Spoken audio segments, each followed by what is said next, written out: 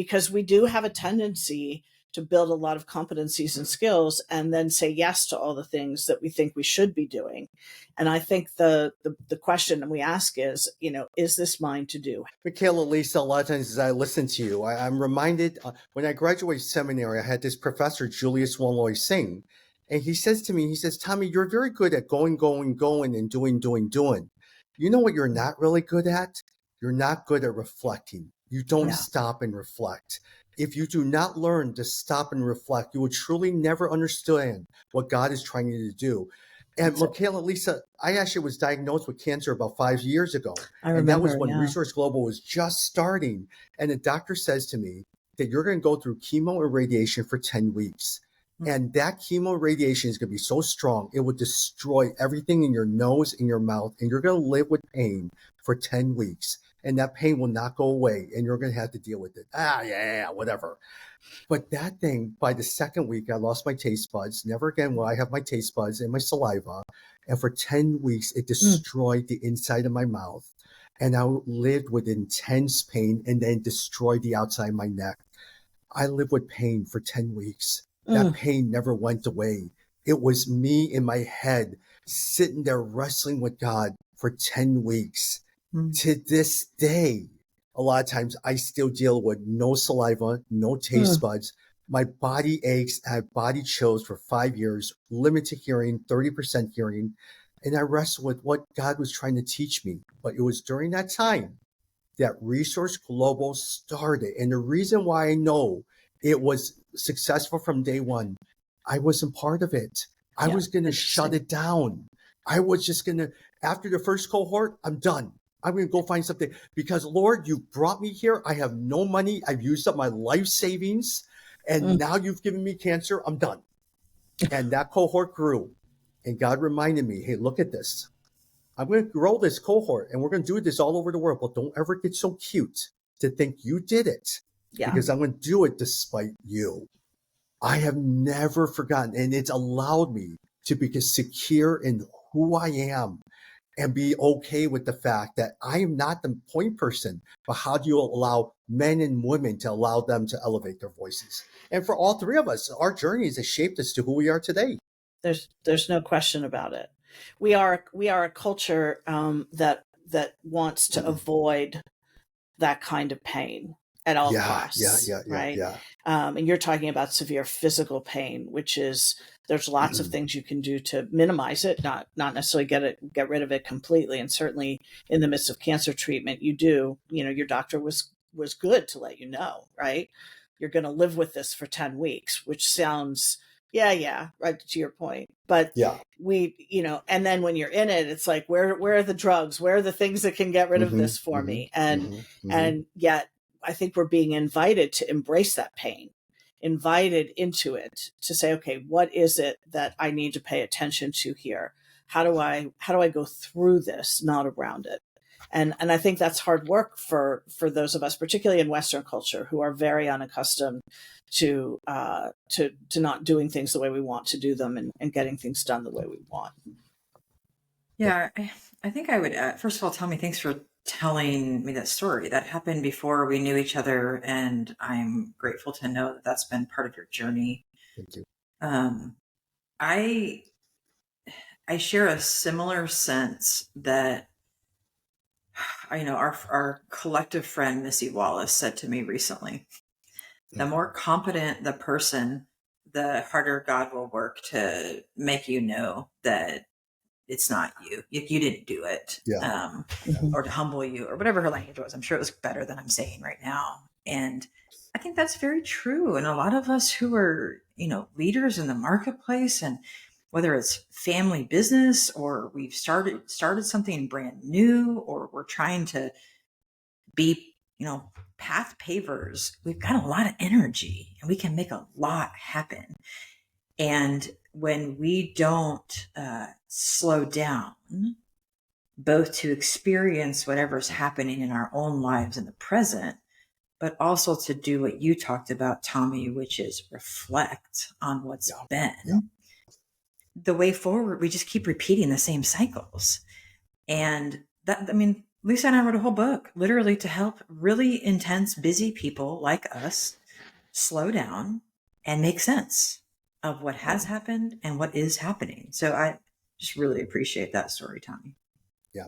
One of the things I love, even as I looked at your book, is here's one thing, is when things around us start moving faster, the temptation is to lean in hard to productivity hacks and time management tools in an effort to make space more. And so for both you guys, what have you done, Lisa, I'll start with you, that has allowed you to relax a little bit more, the more uncommon ways of doing things to really be able to work within your time? What has worked for you, Lisa? Yeah, there are a couple things. I mean, I am so part of my work with others is, I often say people come to me when they're overextended but suboptimized, which sounds very mechanical in nature, but their calendars are full.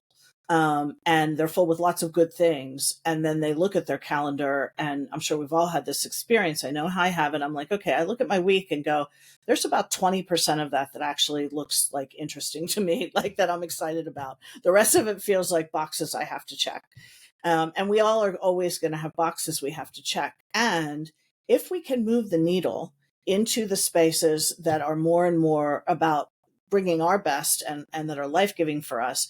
And one of the questions we ask in the book around this, and it's over and over again, is what is mine to do, right? And or if someone comes to me with an opportunity, which happens a lot, and they think I'm going to be great for it, that feels good, right? Lisa, you'd be awesome at this. You could come and do this thing with us. And I have to sit back and pause. The power of the pause, I cannot overestimate the power of the pause. And sometimes it's for a minute or two. Sometimes it's for a while, days, hours or days. But to step back and say, okay, is this really mine to do? And learn to say no. And say, this isn't mine. I can help you find someone. Or potentially say, I can do this for a short amount of time, but long term, this isn't where I want to be. Because we do have a tendency to build a lot of competencies and skills and then say yes to all the things that we think we should be doing. And I think the question we ask is, is this mine to do? How do we step back? So for me, it's about calendar. It's the practical pieces are around scheduling and calendar. And I don't schedule myself. I have someone that does it for me because she's far better at putting boundaries on my calendar than I am. And recognizing, okay, what's my capacity here? Do I have the capacity to do these things all together at the same time? And it's hard, Tommy. It's very hard. If someone needs help and I think I could help them, I want to respond to that. And it might not be mine to respond to. So it's very, very challenging to create those kinds of boundaries and guardrails. But I think that's where the work is for all of us. Yeah, I mean, I ditto that. I have some personal practices around my response time to new things because I love new things. And sometimes I irritate people because I take too long to respond. But I need the response time. I need the pause that Lisa's talking about. The other thing, though, is that, I mean, to talk in entrepreneur language, context and constraints. I have 2 kids and they are elementary aged, and they become, appropriately so, very real constraints in terms of what I can say yes and no to. And in a moment where, and I've had these moments before where I've said yes to things that weren't the thing, and it cost me precious time with my kids. And it was a no for me. It felt just so misaligned with what I wanted that it became a really clear calibration tool for me for the way forward. So I will literally ask myself, like, okay, what will this push me? Will this cost anything on the family side? And so while I struggle with the metaphor, the language of work-life balance, I do actually think there's some appropriate counterweights that come from the context of relationships that we deeply invest in. And sometimes I'll say to people something that feels very philosophical, which is, I want you to be rooted in your own sense of belonging. That's actually what I want. Yeah. And I want that belonging to shape what you say yes and no to. They're like, well, what does that mean? I'm like, well, let's spend some time there. So my own sense of belonging. One of the other big flux points for me has been over the last couple of years, a big move back home after 20 years of living away, after, on the heels of being an 18-year-old who ran away and said I would never come home. So but now I let that belonging tether me in an appropriate way and made peace with that and done the work that's a positively fruitful thing. So literally the thing that helps me with the time and all of that is being rooted in my own sense of belonging and where my time is most needed. Yeah. Michaela, Lisa, even for me, a lot of times, I learned this from Crawford Loritz, who taught me this. He says, Tommy, when you travel, whether it's your husband or a wife, you have a spouse with little kids. Don't ever short your kids. Yeah. And so that means a lot of times when you come home from traveling, especially internationally, you're going to be tempted to just to veg out and say, I'm going to have to relax my body. I'm going to have to take care of myself. And he says, no. You got to figure out how you do that while you're on the trip. That means no sightseeing. That means you go to bed early. You do all these different things. You discipline, you find rest throughout the day. Maybe you don't do something else or a meeting or something, because when you get home, you got to make sure you serve whoever your spouse is. You got to make sure you serve your kids well and not just sit there and say, I'm going to have to watch TV and all those things. I've had to learn some of those things because I want my two daughters, 5-year-old and 9-year-old, to know that I try my best, but also I was available for them to drop them off at school, to pick them up at school, to make sure I make their lunches, take them to Target, all of those things, to really be able to be available for all that. Yeah. I was on the phone with a coaching client this morning, and she's working on this very thing, and she was all excited to tell me that she walked her son to the school bus this morning. Right. And I'm like, hey, Amen. These are Amen. small things Amen. that make a huge difference over time. And I said, okay, so we're going to try and do that, how many days a week if you're physically home? And she's like, I said, put it on the calendar, block the time, because if you don't, you won't commit to it. And I said, how did it feel to do that? She said, it was so wonderful to just have those few minutes with him before he got on the school bus and stand there and watch him interact with the other kids in the neighborhood. And I said, you're never going to get that back. So, and so she's in that same spot, with a 10-year-old. Yeah. Two questions I want, and then we'll wrap up. Michaela, I'm going to ask you this one. I do get pushback from what we were discussing. What do you say to the single mom or single dad who can't afford doing all this stuff? They have to wake up. They have to take care of their kids. They have to work in a job that they just can't stand, just to earn a living, because they have so many people to take care of. They're burned out, but they mentally have to push through all those things. What do you say to that person? Yeah, it's a great question. I'm glad you asked it. And there's many, many spaces in which faith work integration, questions of vocation, conversations about rest and about choice become very privileged conversations very fast, right? Like, that's a very real thing. I think it matters. I think my seat on the bus matters here. So I am the executive director of a leadership institute. And so our charge to leaders is that systems matter.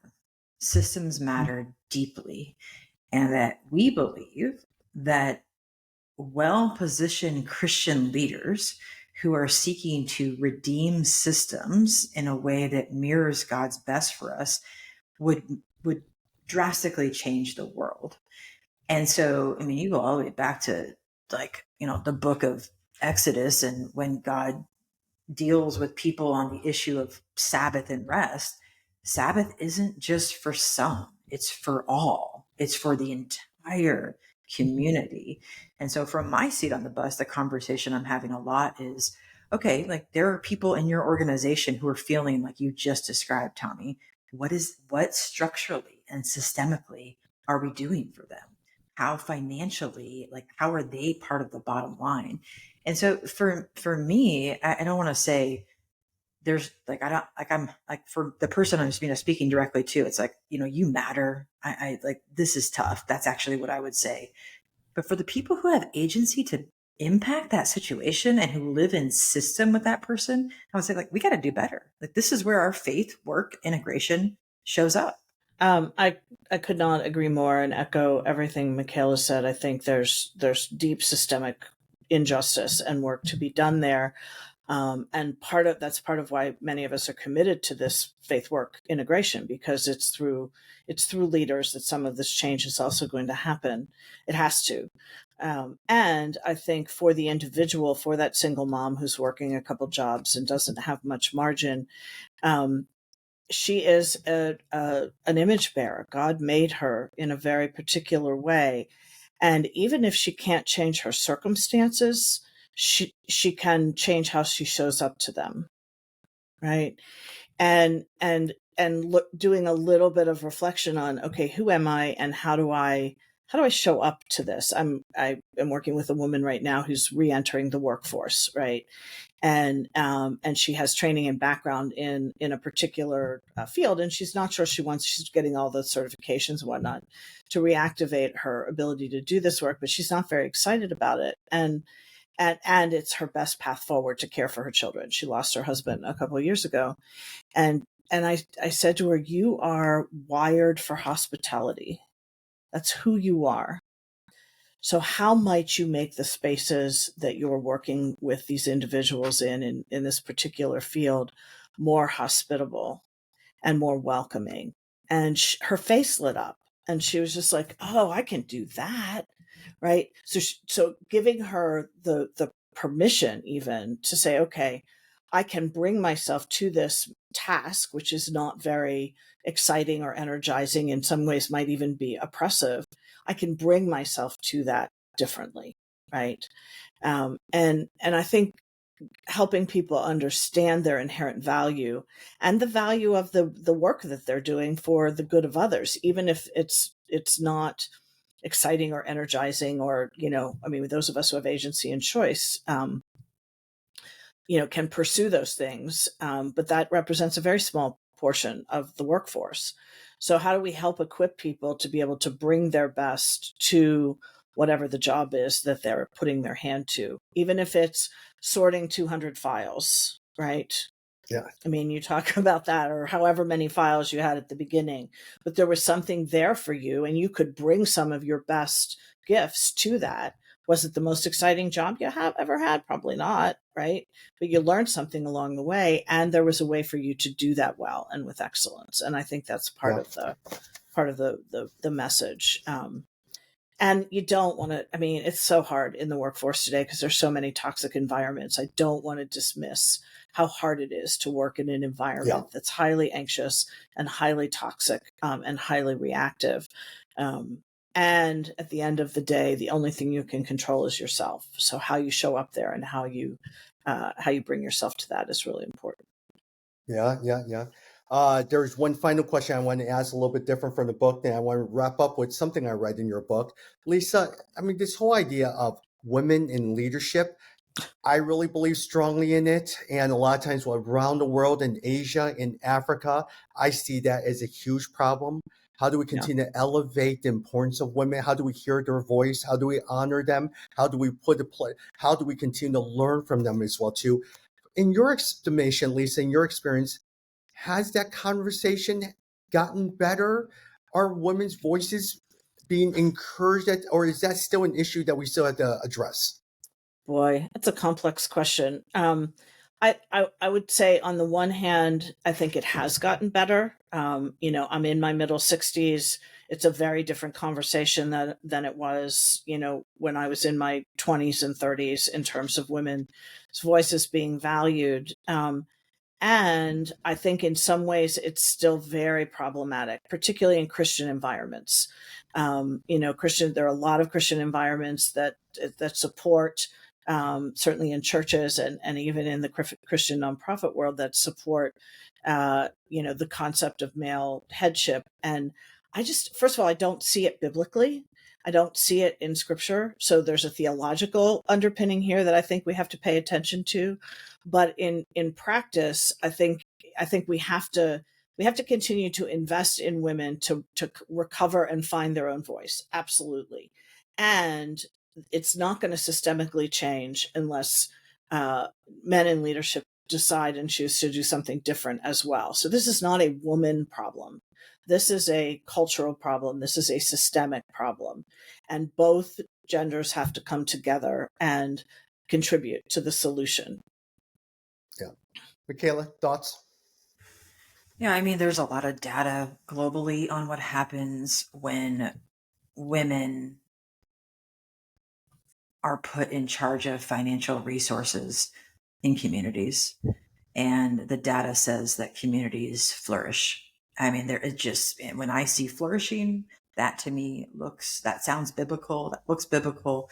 Like Lisa said, we could get into the theology of this. I think I'm personally in this like limited moment less interested in making a case, but yeah, I mean, I think that it's still an issue. A lot of things are still issues. I mean, and this is one of them.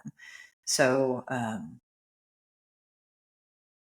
yeah, I think trusting women in leadership. I'm also just very aware that there's complex contextual dynamics that play out. And so I want to be very careful of saying too much or sweeping comments. Yeah. Final thing for you, I want to finish up with Michaela. Michaela, how can people find out more about what you're doing, what the Dupree Center does? Where can they find you on social media? But more so, Nebraska. If we were to visit Nebraska, what is one thing that a restaurant or place that we need to visit in Nebraska? Yeah, the best sushi I've ever had in my life, believe it or not, is in Omaha, Nebraska. Seriously, it's creativity and ingenuity at its best. Someone using, it's not Tokyo style sushi, somebody using dry age techniques that are hundreds and thousands of years old and recovering them for a place that's not by the sea. Yoshitomo is the name of that sushi house. So start with the most important thing. Dupree Center, DEPRE.org. You can find me on LinkedIn. Everything related to Lisa and I and the ongoing conversations around navigating flux is lifeinflux.co. Got it. Very good. Lisa, what about yourself? So do you want a restaurant in Pittsburgh or something to do in Pittsburgh? Yes. My favorite thing to do in Pittsburgh is, if it's possible, is to go to the Pittsburgh ballpark. Not to see the Pirates necessarily. They are not the best baseball team by a long shot. I know here we are in playoff season, but because the ballpark here, the PNC Park, was designed and built by an architect, a very thoughtful Christian architect who built it as a civic building for the common good. And it's very thoughtfully designed, and the experience you have there is really remarkable. Now, if you like baseball, you can sit and watch some of the game, but the food, all the things are wonderful. But the ballpark itself is just a testimony to what a truly integrated person, David Greisel is his name, who designed and built PNC Park over 20 years ago. So I love going to the ballpark and to the city. You can find me, as with Michaela, I'm on LinkedIn. My organization, my company's name is Tamim, TAMIM partners.com. Tamim is the Hebrew word for integration or wholeness, which is why I chose it for my name. And then lifeinflux.co is a place to access resources, which we're adding to on a regular basis now as we do podcasts and things like this. So that'll get updated in the near future. And Michaela and Lisa, I am going to wrap it up with one of my favorite parts of your book is at the end of chapter 7. Whoever wrote this loved it. It's a poem that you wrote, a prayer for when I'm learning about myself. So I'm going to read it, and we're going to use that to end our time together. And it says, Lord, I long to know you, and I am learning that I cannot truly know you until I know myself. As I look at the parts of myself, help me to accept what I see, to acknowledge my protective shell, to name what feels broken, and to release the habits that keep me feeling safe but also keep me stuck. Sometimes I can't help but hide behind the mask of my own creation. Help me peel back the layers of performance and productivity releasing the expectation of others, and accepting what is mine to do. In this fog, help me to more deeply understand who you have made me to be and to love myself just as you love me.